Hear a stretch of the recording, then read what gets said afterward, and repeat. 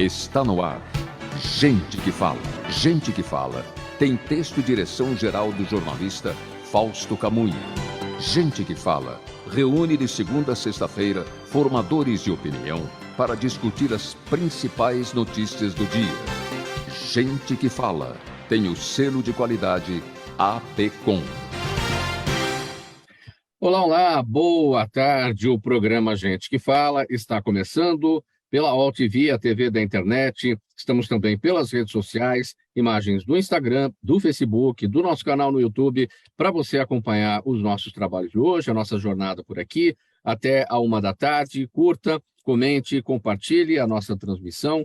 Eu sou o Mauro Friesman, meio-dia em ponto, e nós vamos conversar hoje com o Antônio Tutilho, presidente da CNSP, a Confederação Nacional dos Servidores Públicos. Antônio Tutilho, boa tarde, como está? Como é que foi de Natal? Saúde e alegria por aí, para você, para a família toda.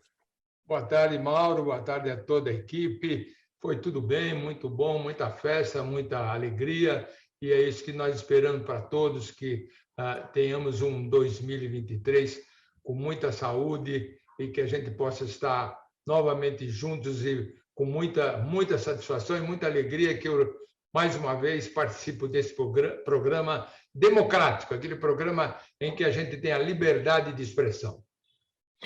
Tutilho, muito obrigado pela presença, sempre com muitas informações, com muitos esclarecimentos aqui com a equipe do programa Gente que Fala, ajudando na formação de opinião do nosso público. Então, sua presença sempre muito importante, todas as vezes. Obrigado pela colaboração ao longo de 2022, 2023 chegando, e certamente teremos muitas oportunidades juntos por aqui. E por falar em 2023, Tutilho, a Assembleia Legislativa do Estado de São Paulo aprovou, no final de novembro, o projeto de lei que reajusta em 50% os salários do governador, do vice-governador e dos secretários de Estado, a partir agora de 1º de janeiro de 2023. Essa medida eleva o teto salarial do funcionalismo público paulista. Quando da aprovação dessa agora lei, né, a gente tratou aqui no programa Gente que Fala, destacando a importância para o teto do funcionalismo, toda essa questão. Muita gente fazendo aquele questionamento, nossa, mas aumento de 50% nos vencimentos do governador, e, enfim, teve aquela conversa, né, que todo mundo acaba se espantando, né? Enfim, mas tudo isso tem uma razão de ser, porque tem uma situação ligada aí com o teto do funcionalismo público, né? A gente precisa sempre esclarecer. Esclarecemos naquele momento e vamos esclarecer agora também, Tutilho. Vamos lá. Então, eu acho que uma coisa importante, Mauro, que nós precisamos colocar a origem de todo esse problema, né? Porque lá atrás, 2003, eu quero lembrar, 2003, quando houve uma definição do teto do Supremo Tribunal Federal, e foi em 2003, na emenda, na PEC 41, que houve um grande problema. Eu estive lá em Brasília com o nosso advogado, doutor Camarosano, e conversamos até antecipadamente com muitos ministros, né? Lewandowski, Rosa Weber, enfim, uma série deles, e que todos eles davam porque haveria, sim, um problema ligado diretamente ao servidor, porque a partir da PEC 41 estabeleceria um teto, né? Um teto do Supremo Tribunal, um teto do Judiciário que é 90,25% dos magistrados, né, dos embargadores, e isso faria com que os estados tivessem que verificar os seus subtetos, né?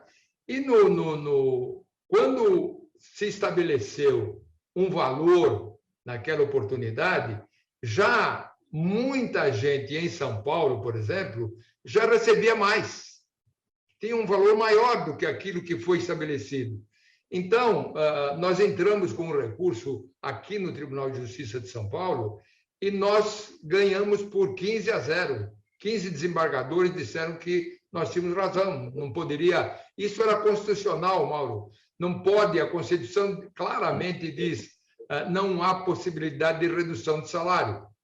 Existe uma irredutibilidade, né, no salário. Mas todos eles diziam lá, os ministros, que nós tínhamos razão, E no dia da votação, infelizmente, querendo ajudar o governo da ocasião, né, eles acabaram cortando, reduzindo salários. Quer dizer, naquela oportunidade, eu costumo dizer, Mauro, que o Supremo Tribunal Federal rasgou a Constituição, porque não haveria nenhuma possibilidade de redução de salário. E eles reduziram. Então, a partir daquele momento, 2003, houve uma redução de salário de muita gente no estado de São Paulo. E ainda houve um problema seríssimo, porque os aposentados e pensionistas que já tinham completado o seu período, tinham participado e contribuído por 35, 40, 45, às vezes até 50 anos, passaram, a partir daquele momento, a voltar a pagar a contribuição. É um negócio assim incrível, porque é o único país, eu costumo dizer, já algumas vezes falei no nosso programa, que é o único país do mundo em que o aposentado continua pagando e contribuindo após a sua aposentadoria. Isso foi exatamente a partir de 2003. Então, 2003, grandes equívocos. Redução do salário, naquela oportunidade, e mais, a partir daquele momento, passaram a voltar a contribuir os aposentados e pensionistas, que é e até hoje, né, isso existe até hoje, uma grande injustiça que o aposentado, no final da sua vida, no final da sua participação, é obrigado a contribuir uma coisa que ele já contribuiu. Imagine, Mauro, se eu colocasse, no meu caso, que eu fiquei 45 anos contribuindo, se eu tivesse colocado isso numa aplicação financeira, eu teria um altíssimo valor. Mas hoje não. Hoje eu tenho que continuar contribuindo e assim aconteceu. E isso, então, está ligado ao problema que vem sendo percorrido por todos os servidores de São Paulo, né? E o que aconteceu?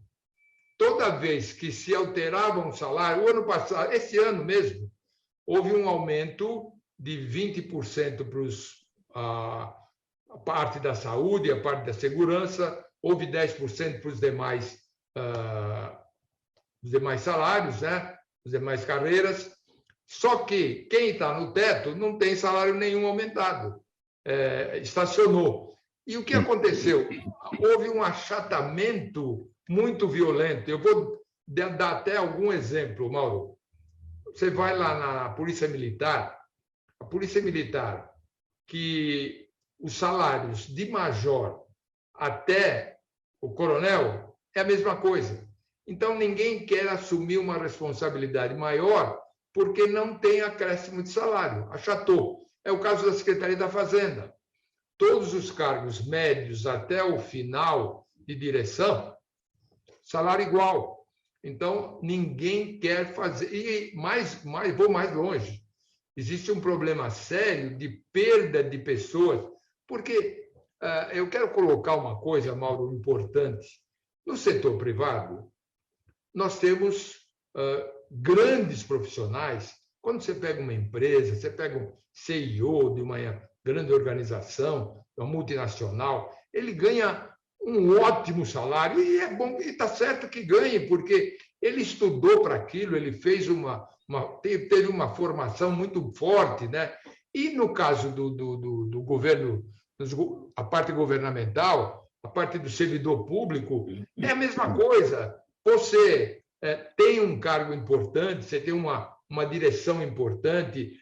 Tenho principalmente Secretaria da Fazenda, onde nós temos que ter toda a nossa arrecadação. São pessoas de gabarito e estão perdendo. Esse pessoal está saindo. Ele faz um concurso, fica um pouquinho e vai embora.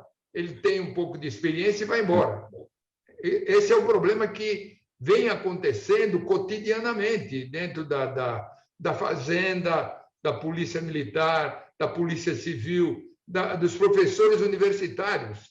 Você vai, por exemplo, em São Carlos, você tem de um lado da rua federal e do outro lado da rua é a Universidade Estadual. o outro ganha, o federal ganha muito mais do que esse estadual. Então, ele prefere passar para lá, ou então ele passa para o outro setor. Então, isso tem reduzido muito, muito, muito os grandes cargos.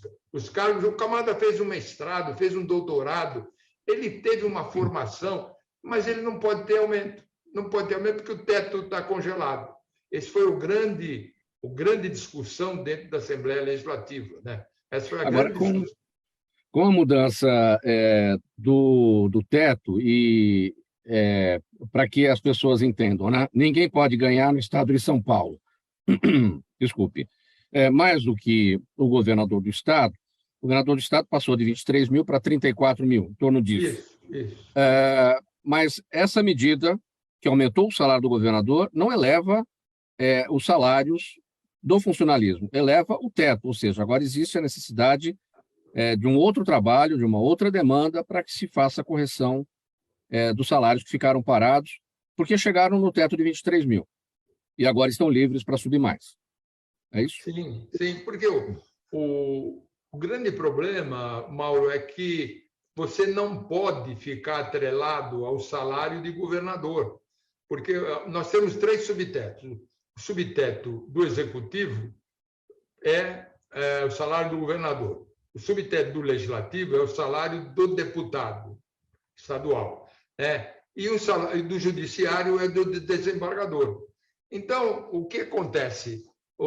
Você tem vou dar um exemplo. O ex-governador João Dória pegava o seu salário e fazia um marketing com ele, dizia assim: olha, eu vou colocar para uma instituição de caridade. Nada contra, problema dele. Só que ele não precisava de salário e ninguém ficava preocupado.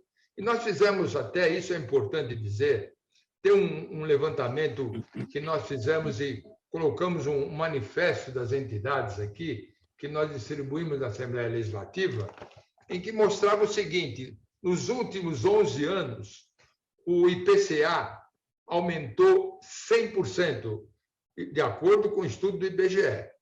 IPCA, portanto, a inflação, e não estou falando nem de 2003, estou falando dos últimos 11 anos. 100%. Quanto aumentou nesse período o salário do governador? 23%. Então, você calcula de 100% da inflação oficial levantada, e do outro lado, no mesmo período, o salário do governador aumentou 23%. Então, a defasagem nesse período foi 64%. E isso tinha que mostrar para os deputados que era uma aberração, porque nós não poderíamos ficar atrelado ao salário do governador, quando o governador, nesse ano de 2022, não aumentou nada, como 2021 também. E assim foi colocando. Eu tenho até um detalhe aqui que mostra, viu, Mauro? Quero te mostrar aqui o problema o que nós levantamos do governador aqui. É uma coisa incrível, uma coisa incrível. E nesses 11 anos, ele teve um aumento assim bem insignificante. Portanto, já falei, 23%. Então, tinha que fazer essa adequação. Aí conversamos com o deputado, mostramos essa tabela, e o mais grave, Mauro, é que você apanha os 27 estados da federação. São Paulo é o último, ou era, né, antes da aprovação do PL, ele era o último, porque todos os estados, menos, acho que, se não me engano, Espírito Santo, que todos já colocaram no seu subteto o valor de 90,25 do desembargador. Esse é o teto de todo mundo, praticamente todo mundo. Então, São Paulo, que tem o maior PIB, São Paulo que carrega o piano nas costas, literalmente, né, falando, mas, na verdade, era o último salário de toda a federação, o último salário. Agora, mesmo com esse aumento, ainda assim vai ficar em terceiro, porque a maioria já tem os 90,25. E isso, Mauro, é o grupo que realmente quem começou esse trabalho vem lá de 3 anos atrás, quando nós conseguimos aprovar na Assembleia Legislativa um projeto em que colocava o 90,25% do desembargador. Foi aprovado, nós aprovamos. E o que aconteceu? Aliás, alguém do PSDB mandou o prefeito de São Bernardo entrar com uma liminar, essa liminar suspendeu, dizendo que era um vício de iniciativa, que deveria ter iniciativa do Executivo e não do Legislativo. O que nós não concordamos com isso, porque o Legislativo tem esse poder de aprovar uma PEC, né? E daí aconteceu esse problema que agora voltamos a discutir. O sindicato da Assembleia Legislativa, através do Filemon e o pessoal todo deles lá, me procuraram. No seminário da nossa confederação, nós colocamos isso para debater. E nós aprovamos lá por unanimidade, lá em setembro, no seminário nosso, aprovamos esse projeto. E aí encaminhamos, um grupo começou a se formar, Polícia Militar, Polícia Civil, Universidade, Secretaria da Fazenda, Assembleia Legislativa. A Confederação Nacional atuou, vamos dizer, numa primeira hora, pegamos lá junto com a Assembleia Legislativa e começamos a formar o grupo. E isso acabou dando esse resultado que nós tivemos. Antônio Tutílio, presidente da CNSP, Confederação Nacional dos Servidores Públicos, nessa conversa com a gente hoje, edição do programa Gente que Fala, tratando aqui da medida aprovada pela Assembleia Legislativa no final do mês de novembro, que elevou o teto salarial do funcionalismo público paulista. Tutílio, na ocasião, essa medida, esse projeto de lei foi aprovado por 56 votos favoráveis e 6 contrários. Eram necessários 48 votos, né? Metade do parlamento mais um, ou seja, houve a quantidade suficiente. E esses 6 deputados que votaram de forma contrária pertencem ali a de diversos espectros políticos. Eles alegaram, de maneira geral, o seguinte, que esse aumento não chegará na base da pirâmide do funcionalismo, por isso que eles votaram contrariamente. Ou seja, que ele só vai, esse aumento do teto salarial vai beneficiar correções salariais para a nata, para a elite do funcionalismo, e não lá embaixo. Como é que você avalia? O problema todo, Mauro, é o seguinte: eu acho que o pessoal da oposição não analisou o problema total, né? Porque você não pode simplesmente só... Claro que ninguém está em desacordo de que a base tem que ser melhorada, mas só o que já aconteceu hoje. E existiu até, durante a votação, houve até um acordo entre os deputados de que, aprovado esse problema lá do teto, já no orçamento para o ano que vem, teria uma verificação importante de se fazer uma atualização salarial de toda a base. Isso foi um acordo que foi feito entre os deputados para que houvesse um estudo a esse respeito. Por quê? Porque quando você aumenta, eu já falei, né, aumentamos 20% para a saúde e segurança esse ano, 10% para todos, mas não aumentava o teto. Então, o que acontece? O pessoal de baixo vai crescendo, e fica uma coisa tudo igual. Então, não pode. Você tem que ter espaços, hein? Você começa... E existem problemas seríssimos. No caso eu vou dar um exemplo que o pessoal da Polícia Militar sempre me fala, né? Você pega ali o estado de Santa Catarina, tem o soldado, começa com R$7.000. Eles sempre me colocam isso como exemplo, né? Aqui, o soldado começa com 3.700. Então, é praticamente o dobro que lá em Santa Catarina começa. Então, esse problema acontece na base porque você tem salários muito baixos na educação, na saúde, na segurança, principalmente, né? E que precisa ser revisto. Nós não somos, claro que nós não somos contra isso, pelo contrário, vamos debater e apoiar. Tem que ter uma política salarial que nunca aconteceu no nosso Estado. Não existe, desde o tempo em que eu entrei, viu, Mauro, na Secretaria da Fazenda, fiquei 10 anos na Secretaria da Fazenda, no setor financeiro, acompanhava, era responsável pelo orçamento, como também fui responsável pelo orçamento lá na Assembleia Legislativa, quando eu fiquei mais 25 anos lá. E lá, já na Fazenda, nós tínhamos esse problema, mostrando que não havia uma política salarial. Porque a política salarial, você tem que começar desde a base e vai crescendo até atingir esse teto. Agora, quando você desequilibra, você faz com que fica tudo desnorteado. Não existe, desde aquela época, eu brigava por isso, e hoje não continuou, piorou muito, porque não existe no Estado uma política salarial adequada para que você comece com um salário adequado e aí você vai subindo e você tem uma progressão. Hoje, o pessoal não tem essa progressão porque ninguém se interessa. Não existe esse detalhe dentro da organização estadual. Não existe. Isso é um problema seríssimo.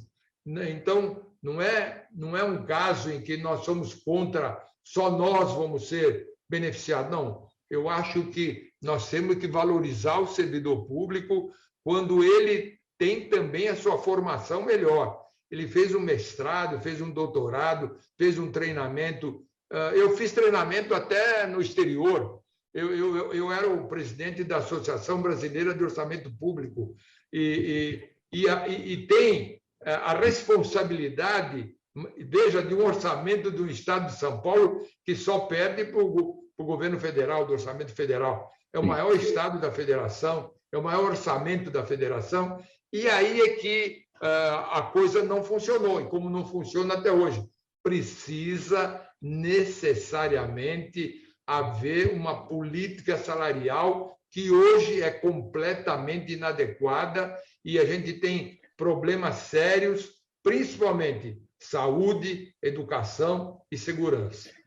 Agora, essa demanda pelo aumento do teto salarial do funcionalismo público, ela é bastante antiga e ela vinha sendo capitaneada, pelo menos nos últimos tempos, pelos policiais e também pelo pessoal da Fazenda, pelos fiscais de renda.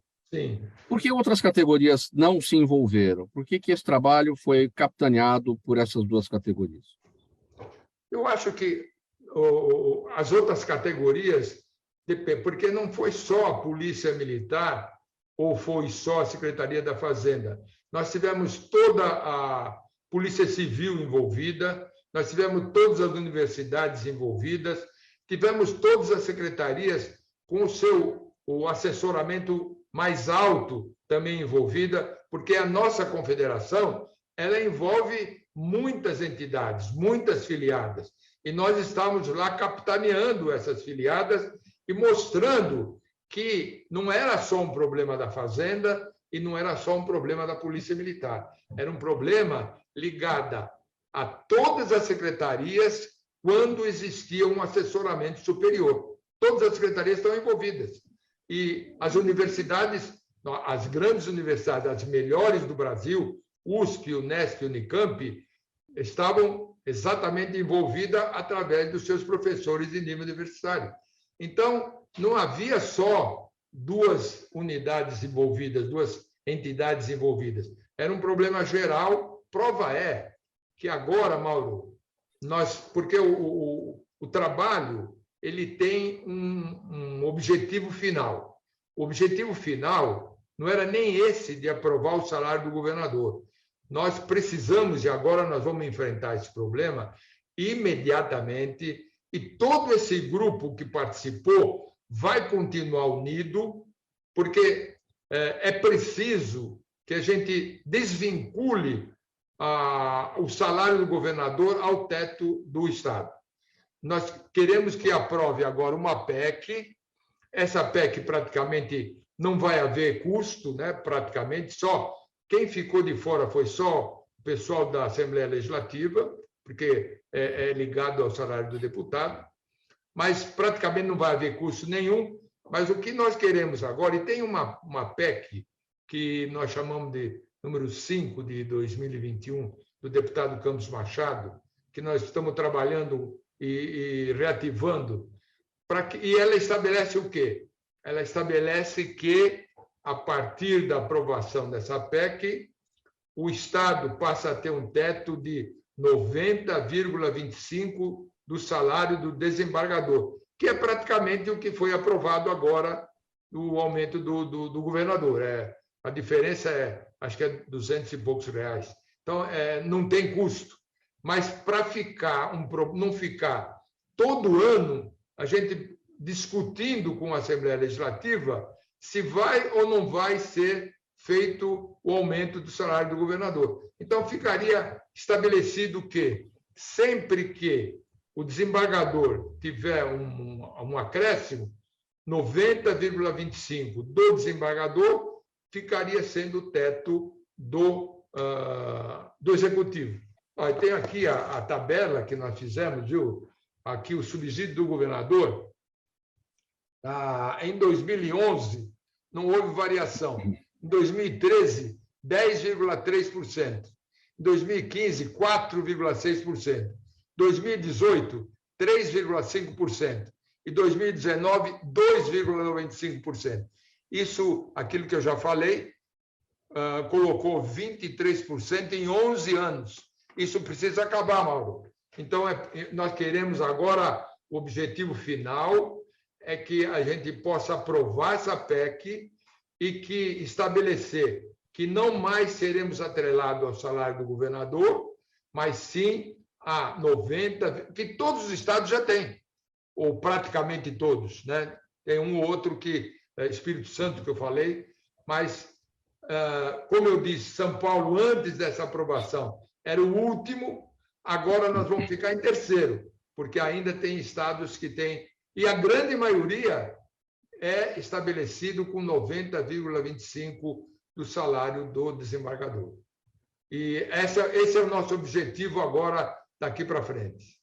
Tutílio, eu quero me socorrer da sua experiência na Assembleia Legislativa de São Paulo, nos seus 25 anos por lá, lidando com orçamento, e eu fiz essa pergunta para o Filemon, que é do Sindicato dos Servidores da Assembleia Legislativa. Trabalhou comigo, Filemon. Sim, sim. A Assembleia tem por hábito, tradição, no final do ano, devolver para o Executivo parte do seu orçamento que não foi utilizado. É bom, sobra de dinheiro é muito bom, né? Quando sobra dinheiro nas famílias, a gente bota na poupança, faz algum tipo de investimento, é sempre bom ter uma reserva. Mas nesse caso da Assembleia Legislativa, não é o mais, não sei se o mais correto, mas talvez o ideal, investir naquilo que tiver que ser investido. As áreas são são inúmeras áreas precisando de investimento, e esse investimento não acontece. Então, você investe, presta a conta direitinho, mostra como é que foi usado o dinheiro, e pronto, em vez de devolver esse dinheiro para o Executivo sem uso, para dizer que devolveu. Eu acho, Mauro, eu acho isso um grande marketing, entendeu? Dos deputados, e principalmente da mesa diretora, né? Porque dependendo da mesa diretora, o que ele faz? Faz uma mise-en-scène, faz uma onda muito grande para se reunir com o governador e dizer, olha, nós fizemos um trabalho enorme para reduzir despesas, e aí nós estamos devolvendo para o Executivo um valor, sei lá de quanto, 100 milhões, 50 milhões, 70 milhões, não sei quanto. Mas eu acho que é uma hipocrisia muito grande, viu, Mauro? Porque você poderia verificar, dentro desse período de um ano, muita coisa que poderia ser feita. Às vezes, tem um problema de estrutura dos edifícios que tem que ser modificado aqui, modificado lá, estrutura dos gabinetes, e mesmo o problema ligado à parte social, em que você tem um problema da alimentação dos seus funcionários, o problema de uma série de coisas que poderiam ser modificadas e que acabam sendo colocadas de lado. Então, aí para mostrar no final do ano que ele foi um grande gestor, o que eu acho é exatamente o contrário, ele não foi um bom gestor, porque ele deixou de fazer muita coisa para mostrar para o governador que ele economizou valores que ele vai colocar à disposição do governador. Eu acho que ele foi um mau gestor, porque ele poderia fazer muita coisa, principalmente na área social, dentro dos seus funcionários, e ele não fez. E aí ele vai lá na televisão, vai lá no jornal e vai dizer: olha, eu estou devolvendo porque eu fiz um grande trabalho de redução. E isso eu acho que não leva a absolutamente nada, viu, Mauro? Absolutamente nada. Antônio Tutilho, nosso convidado do programa Gente que Fala de hoje, presidente da Confederação Nacional dos Servidores Públicos. A gente vai fazer uma parada breve aqui, intervalo, a gente volta aqui na sequência com mais informações. Até já. Toda ação estratégica de sucesso tem um componente fundamental, um instituto de pesquisas ético, rápido e preciso. Afinal, é ele que vai fornecer informação confiável, sem achismos e palpites. E isso, numa época de mudanças rápidas e repentinas, é fator crítico de sucesso. A Orbis é um instituto de pesquisas que une precisão e confiabilidade estatística com a mais alta tecnologia de pesquisas do mercado. Tem inteligência artificial, robótica, big data, entre outros recursos, para que você tenha uma informação correta, confiável, com o menor custo e no menor tempo possível. Na sua próxima ação, seja ela corporativa ou política, comece pela Orbis, porque com a informação correta você vai mais longe, mais rápido e com mais segurança. Estamos de volta pela All TV com o programa Gente que Fala, também pelas redes sociais, imagens do Instagram, do Facebook, do nosso canal no YouTube. Hoje aqui a nossa conversa com o Antônio Tutilho, presidente da Confederação Nacional dos Servidores Públicos, CNSP. A gente vai falar sobre o seguinte agora. Há muitas controvérsias sobre a qualidade dos serviços públicos no Brasil, mas todo mundo sabe do seu valor e todo mundo reconhece a necessidade de que esses serviços sejam prestados por profissionais de carreira, concursados, portanto, isentos de ligações políticas e partidárias. Mas a PEC 32, proposta pelo governo federal, pode pôr em risco esses atributos. Tutilho, a essas alturas do campeonato, 26 de dezembro, hoje, nada vai acontecer. Essa PEC 32 já estava fora de pauta, inclusive a pedido até da própria CNSP, né? Vocês trabalharam nesse sentido. O que pode acontecer daqui para frente com a entrada aí do novo governo a partir de 1º de janeiro? Como é que vocês estão articulando? Aliás, antes de mais nada, a gente precisa explicar aqui do que se trata, né? A PEC 32. Eu acho que quando o governo atual colocou essa proposta, foi num estudo que nós fizemos e nós encaminhamos isso ao governo federal e também a todos os deputados federais, principalmente os deputados de São Paulo, que representam São Paulo. Tivemos uma ligação muito forte dizendo, e a nossa opinião é que essa PEC 32 iria destruir o serviço público. Essa é a nossa opinião, e foi através de eu tenho aqui um trabalho que nós mandamos, que é um fórum que nós fizemos de todas as entidades, e nós chamamos de um mandado de cidadania. E prova é que isso deu muito comentário, deu muito debate, e nós, depois de muito tempo, nós sentimos, principalmente após a eleição, nós sentimos que a coisa iria mudar, e nós solicitamos, através de um ofício ao presidente da República, que retirasse essa PEC 32 da pauta, porque, claro que nesse ano praticamente não tem mais discussão, mas poderia, como pode ainda acontecer, que a partir do início do ano de 2023 se reativasse isso e se discutisse novamente o problema da PEC. Recebemos até já uma resposta da Presidência da República encaminhando para o setor responsável e dizendo que eles iam analisar esse nosso pedido. E fomos acompanhados também por outras entidades, como a FENALE, como a CONACAT, com outras entidades também solicitaram isso, né? Então, o que nós mostramos, eu até quero fazer uma síntese para você, Mauro, dos problemas que poderiam oferecer ao servidor público e aos estados de uma forma geral, e nós mandamos esse documento para todos os deputados e pedimos, inclusive, para os nossos filiados de todos os estados que conversassem com os seus deputados nos seus devidos estados, porque a base, o deputado, Mauro, ele só tem medo de uma coisa, do voto, né? E você, na base, você tem que colocar para ele, porque ele depende, se o meu representante da Bahia, por exemplo, fez uma reunião com o relator, que era o Maia, né? E ele disse que ele estava de acordo com a PEC 32, e nós mostrávamos o trabalho que nós fizemos para ele analisar. E nesse trabalho a gente colocou os tópicos principais, né? Por exemplo, a vigência, porque apenas para os que ingressaram após a aprovação, dizia a proposta. Mas eu acho que era um engodo, porque se você analisasse a proposta, você ia ver também que atingiria também os atuais servidores. Isso a gente estava mostrando que a vigência não era somente para aqueles que iriam, a partir daquele momento, ingressar no serviço público. A abrangência, que quando, na verdade, o projeto dizia, tem executivo, legislativo e judiciário, e a gente dizia que a abrangência de todos os poderes não retrata fielmente, portanto, o judiciário praticamente não entrou também polícia militar, né? Então, isso era um problema que a gente já tinha colocado. Problema do ingresso por concurso público. Praticamente, Mauro, nós iríamos acabar com o concurso público, porque eles iam criar uma série de cargos de representação, cargos de assessoramento superior, tudo comissionado. E é um grande problema que nós temos hoje no Brasil. Hoje, o Brasil... Eu vou dar um exemplo, a Assembleia Legislativa de São Paulo, Mauro.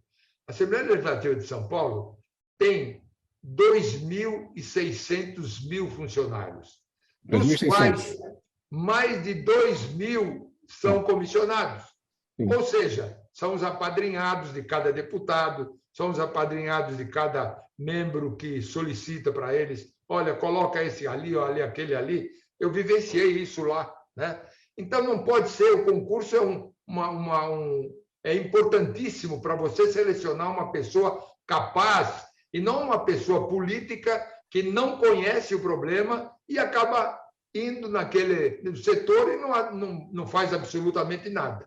Isso nós estamos cansados de verificar. E a PEC 32 entrava nesse caminho, terminava praticamente com concurso e fazia criações de seleção de cargos importantes, né?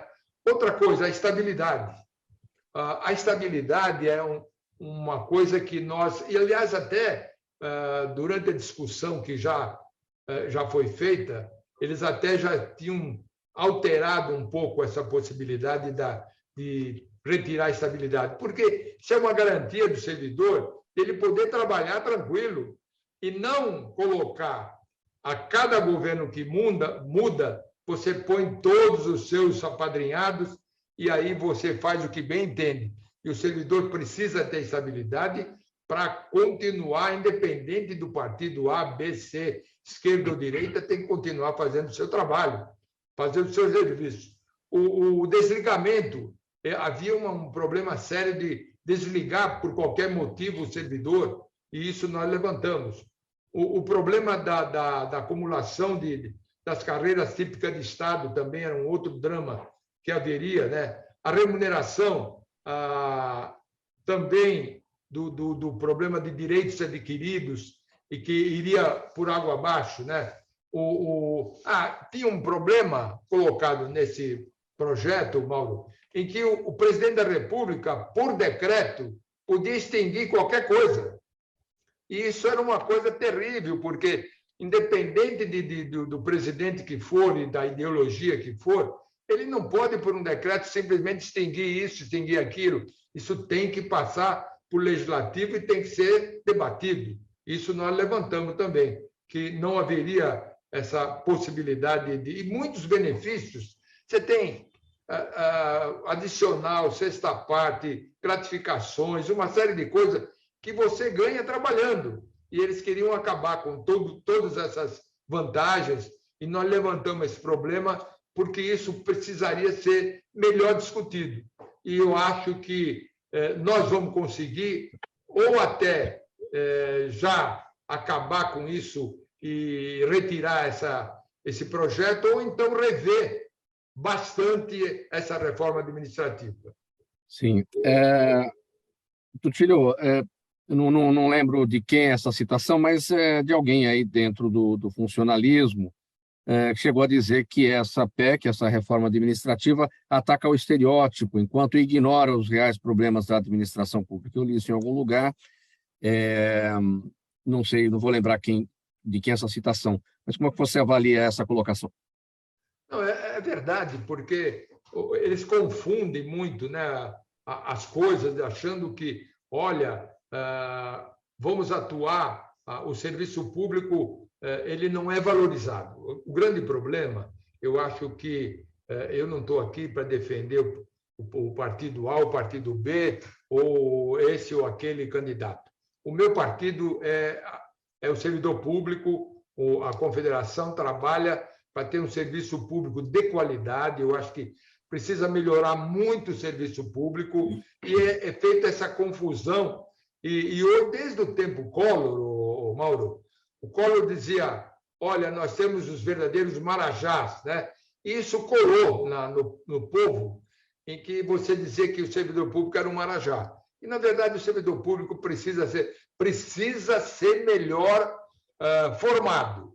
Nós temos que formar melhor o servidor, temos que fazer com que ele seja mais atuante, nós temos que fazer com que ele trate melhor a população, porque aí porque toda vez que você faz com que o servidor não se valorize, o grande prejudicado é a população brasileira, Mauro.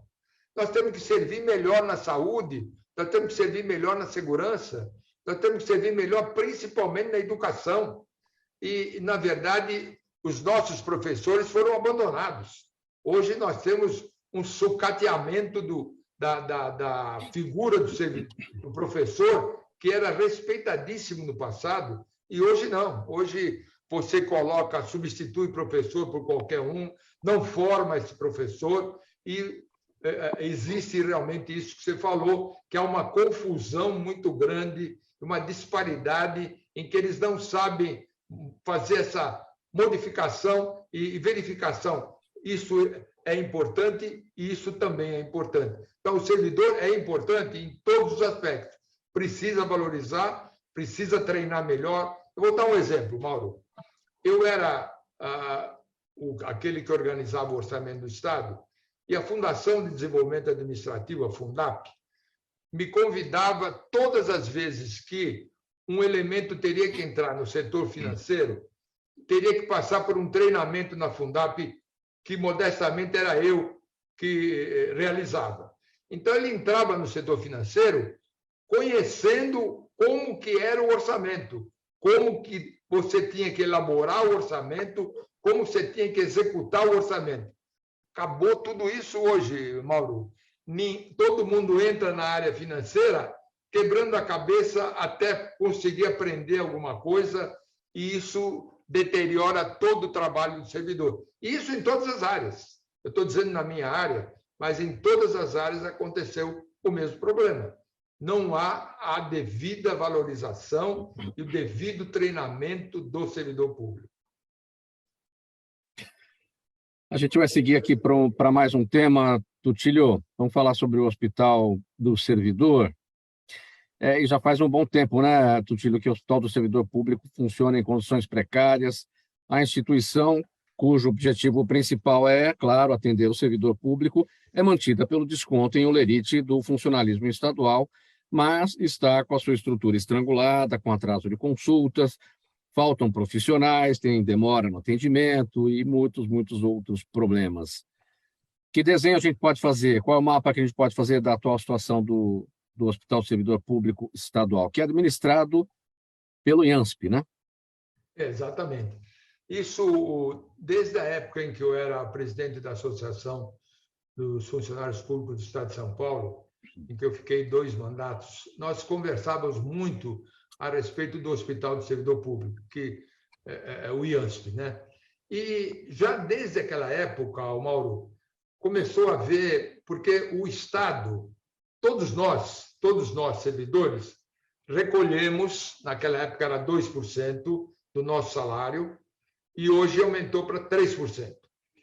3% sobre o total de cada salário, ou seja, se eu ganho 1.000, 2.000, 3.000, 4.000, 10.000, 20.000, é 3% sobre esse valor que nós colocamos para o Hospital do Servidor. Ora, qual era a nossa briga já lá no passado, que continua até hoje? Olha, eu vou dar até uns números que eu apanhei aqui do Hospital do Servidor.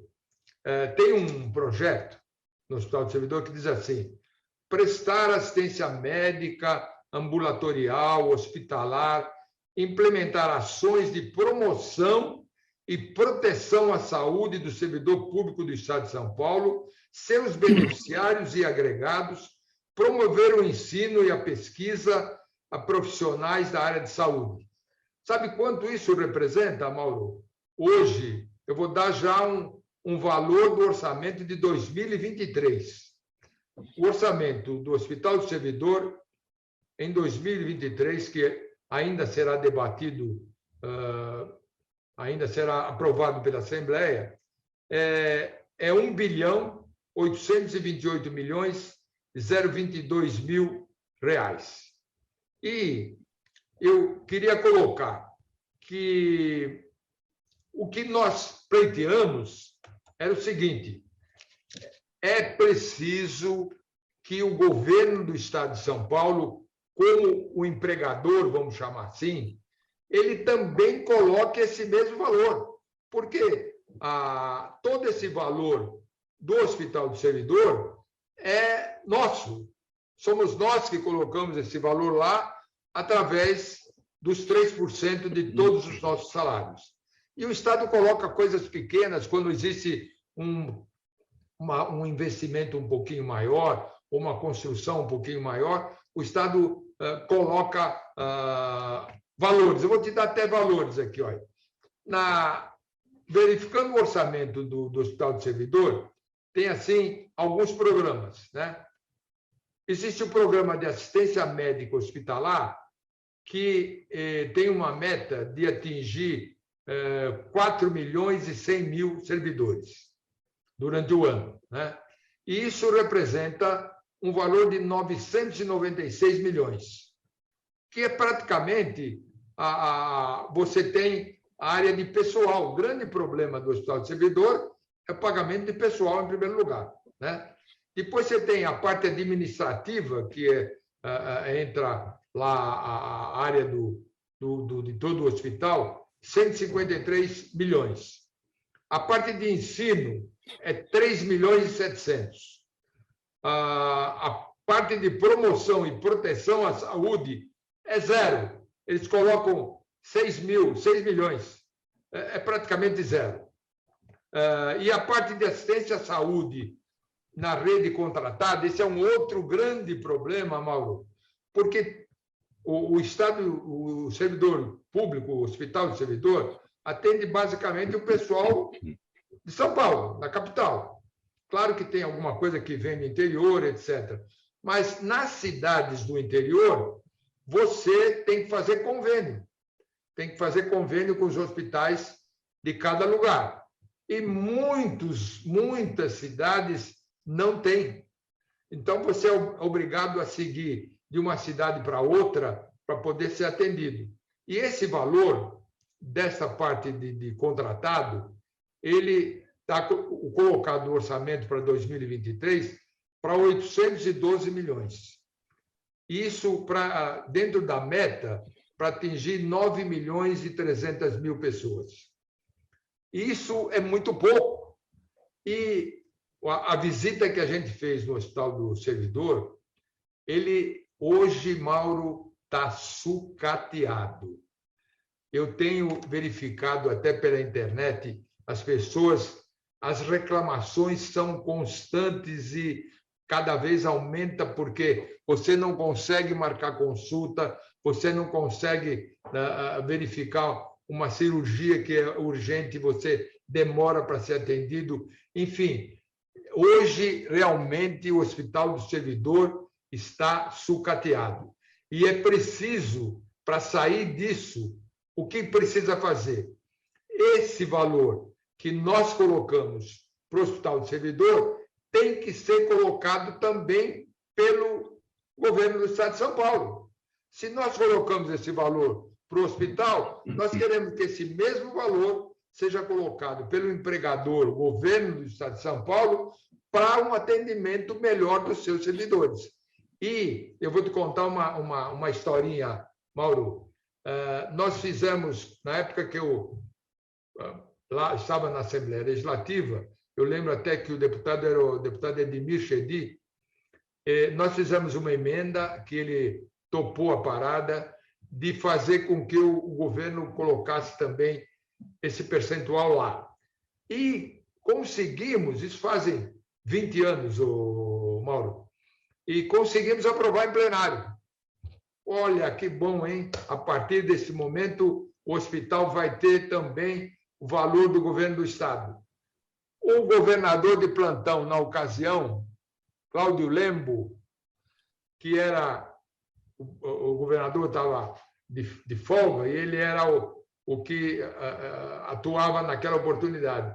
E ele vetou, já aprovado na Assembleia Legislativa, ele vetou e até hoje o governo do Estado de São Paulo não coloca nenhum valor, a não ser, agora no orçamento tem 50 milhões para investimento, o que não é nada, é absolutamente nada. E isso é uma luta que vem de muito tempo, vem de muitos anos, para que o Estado coloque o valor igual àquele que nós, servidores, colocamos no hospital. Agora, esse veto do então governador Cláudio Lembo, ele está lá na gaveta de vetos da Assembleia Legislativa, quer dizer, o próprio parlamento tem o seu papel de pautar isso e ver se derruba o veto ou não. Por que até hoje não se colocou em pauta? Na verdade, esse veto foi naquele exercício e ele, na verdade, não foi derrubado. Então, aquilo morreu, acabou. É daquele exercício, daquele período. Tem que começar do zero. Tem que começar tudo de novo nessa proposta. Você tem que. Olha, eu vou contar uma outra história. Sempre eu participo das audiências do orçamento. E sempre uma proposta que eu faço, além de outras, eu coloco esse assunto do Hospital do Servidor, dizendo que o Estado deveria colocar como empregador. E também muitas pessoas, as audiências em todo o interior, todo o nosso grupo, nas suas cidades, coloca isso também. Nunca foi levado em consideração. E para piorar, Mauro, na última audiência, eu me inscrevi, ia ser híbrido, né? O pessoal ia ter uma parte presencial e uma parte no Zoom, né? E eu estava na minha casa, você tinha que se apresentar, eu me apresentei 2 dias antes para me inscrever, cadastrei meu nome, eles aceitaram. No dia da audiência, eu entrei, eles acataram a minha entrada. Depois de 5 minutos, o assistente disse para mim: o senhor não vai poder falar. Falei: por quê? Não, porque já tem muita gente aqui inscrita. Eu falei: mas vocês aceitaram minha inscrição há 2 dias atrás, aceitaram agora que eu entrei e vocês não vão me deixar falar? Isso é um absurdo. Não, porque o presidente disse que tem muita gente já. Eu falei: fala para o seu presidente da Comissão de Finanças e Orçamento que eu estou colocando uma colocação grave para ele, porque ele está não me dando liberdade de expressão e de colocar aquilo que eu precisava colocar. E realmente não me deixaram falar. É interessante esse seu relato, Tutílio, e eu acompanhei muitas dessas audiências públicas nas coberturas, enfim. audiências públicas do orçamento que acontecem por todo o interior, num estado tão grande, os deputados da Comissão de Finanças e Orçamento e outras comissões, eles vão para tão longe, né? E ouvem os apelos, né, de todos os vereadores, as entidades, a população local, enfim. E é muito difícil você ver uma emenda que é sugerida nessas audiências públicas ser acatada lá no final. Então, é um dinheiro que se gasta em relação a isso tudo, um resultado zero, praticamente zero, né? Verdade, porque isso eu presenciei muito e viajei, Mauro, eu viajava no tempo do Paulo Egídio, a gente viajava no Brasil, no São Paulo todo, para participar dessas audiências. E olha, eu vou dizer com toda a franqueza e toda a honestidade, eu ficava decepcionado com a atuação dos vereadores, a atuação dos deputados, porque era realmente uma verdadeira enganação. Você fazia aquilo só para mostrar que estava sendo discutido e nada daquilo era aproveitado para que você... E aí você dizia assim, precisa ter um orçamento participativo. Como participativo, se tudo que se faz de audiência, nada é aprovado? E essa colocação do Hospital do Servidor vem de anos e anos e anos. Todo mundo dizendo que precisa e nada é feito. Nada é feito. Né? Antônio Tutilho, a gente está caminhando aqui para o final do nosso tempo. A sua mensagem final, a sua despedida, aqui dessa nossa participação em 2022, né? Afinal de contas, semana que vem, aliás, domingo, né? Já é ano novo, então a gente volta a se encontrar somente em 2023. Eu queria agradecer muito a toda a equipe do Gente que Fala, não só o Mauro, que dirige tão bem esse programa, mas também a Zenildo, o Pedro, o Fausto Camunha, que é um grande companheiro e que faz um trabalho magnífico. Quero dizer que esse programa, realmente eu preciso e nós respeitamos muito, porque nós temos a possibilidade e a oportunidade de colocar nossa opinião de uma forma total, né? Democraticamente falando. Então, que Deus nos abençoe, que 2023 tenha um ano melhor e que a gente possa estar aqui para defender a cidadania, para defender o povo brasileiro e para fazer com que esse país melhore cada vez mais. Muito obrigado, Mauro.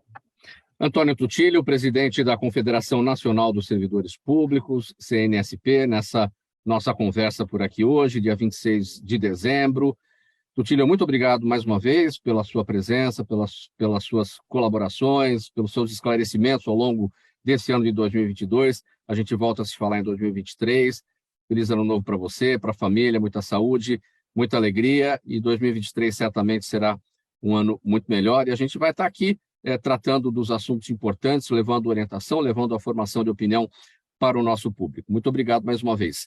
O programa Gente que Fala é realização da ABCom, na técnica do AltV, o Sérgio Oliveira. Valeu, Sérgio, aí pelos trabalhos de hoje. Apresentação minha, Mauro Friesman, pauta e redação do Pedro Schiavon, Zenilda Salvato, nossa diretora de produção, jornalista Fausto Camunha, nosso diretor-geral, na AltV, a direção-geral do jornalista Alberto Luchetti, e você aí do outro lado, espectador, internauta, a razão da nossa presença aqui todos os dias. Obrigado pela audiência, a gente se encontra amanhã a partir do meio-dia aqui pela AltV e também pelas redes sociais. Um abraço, tchau.